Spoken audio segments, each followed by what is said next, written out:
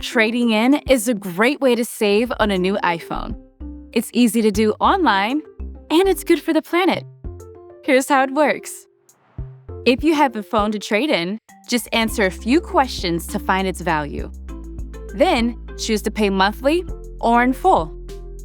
If you pay in full, we'll credit your original payment method.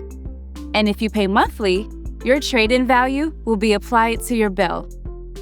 When you receive your new iPhone, you'll be able to activate it right away.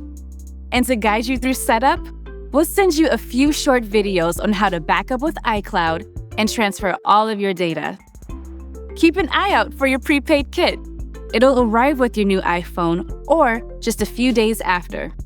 When you receive it, you'll have 14 days to mail it back. And that's it. If you have any questions, our teams are always available by chat, phone, or drop by a store.